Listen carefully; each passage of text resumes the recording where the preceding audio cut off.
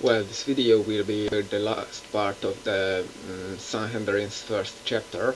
A lot of things to be done, so that's why this will be until the folio 18.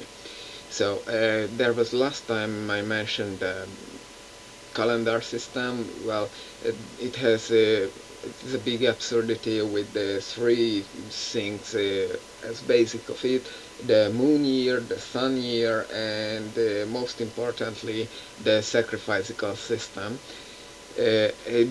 It uses a leap month and needs constant overwatching in every month. It is actually so difficult that you have to leave some 1 year travel distance from Jerusalem, where the great Sanhedrin will decide when will the year intercalated and that kind of things.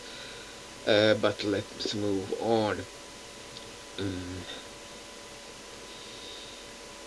Uh, yeah, there is this thing, this moral behavior, moral basic of the Talmud, Talmudic Judaism, that some person only wish to save the real sinner, committer, from humiliation. But if you don't punish, if you don't punish the criminal, then but someone else, that seems pretty unuseful dogma to me. But and well, it's not the moral system I wish to participate in. Then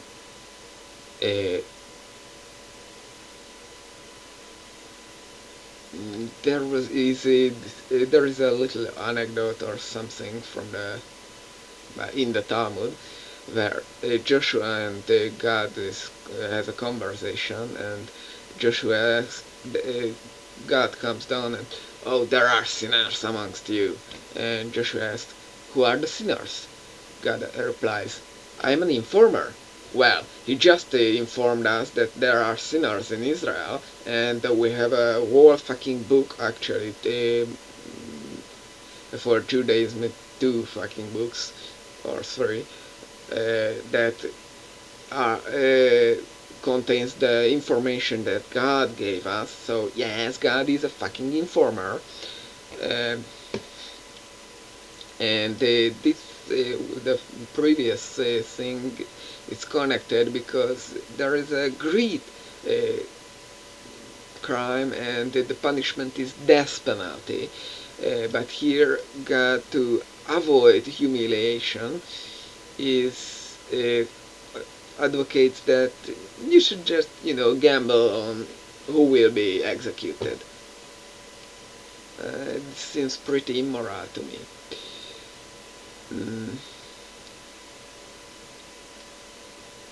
There are some others, yeah.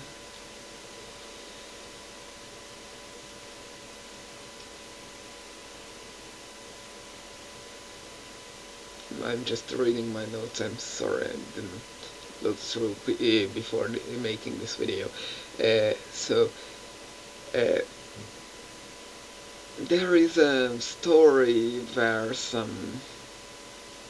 Samuel the Little is mentioned, and it is stored in the Talmud as a prophecy, but when you check the footnotes, it turns out to be a retroactive prophecy based on historical evidence. Yes, in the Talmud you can find prophecies, just like in some folios later, where there is a discussion about how the 70 elders chosen with Moses when he went on Mount Sinai for the 2 stone tablets.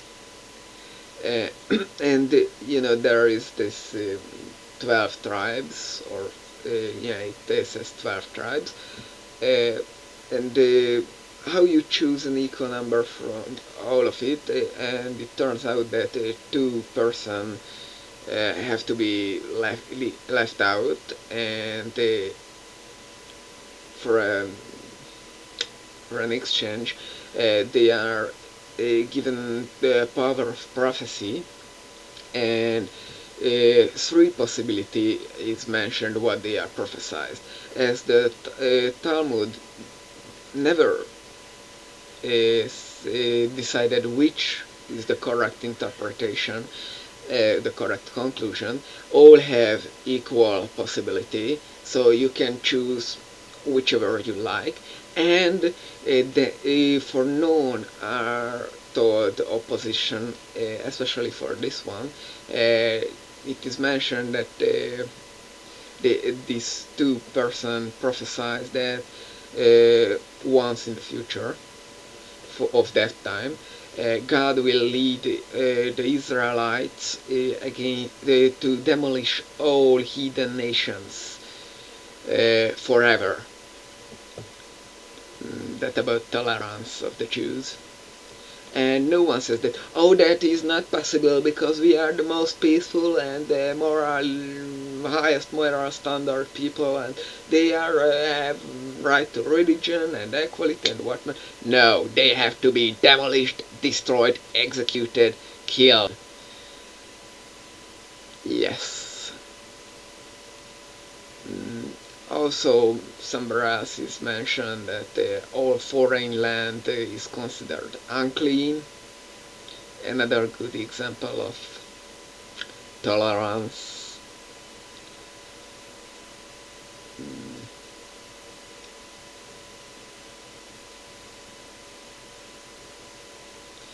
Yeah, there is this tendency that whenever a Jew, Talmudic Jew, is executed by some foreign nation because he committed this or that or whatever is the current law there, is a martyr. Yeah, they are martyrs.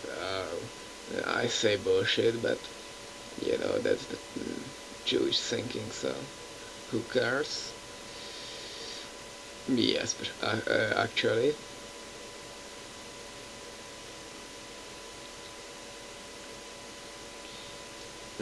There is it may mention the Sonsino version mentions some previous censorism in the Talmud to hide the real meanings of the words of the sentences, like what the Edomites mean. It refers to the Roman Empire in the beginning and later on all Christianity.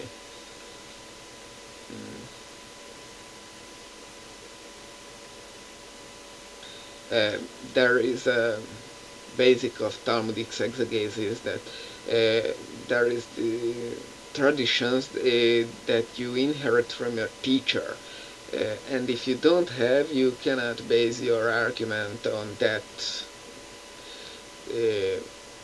interpretation, on that kind of tradition. No, tradition, but and you cannot create your own tradition. But if that, how come these traditions come to life? Because if you, no one can create this kind of tradition, then everyone should have the same tradition, but that is not so.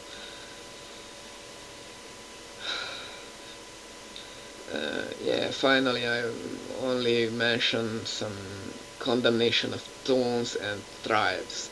This is there is described these are Jewish tribes and Jewish towns, and it is described how to execute these whole tribes and whole towns.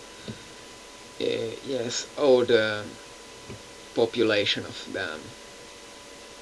And I think that is enough Talmud bashing, and I'm sorry to say, but I couldn't find in this portion any good thing to mention.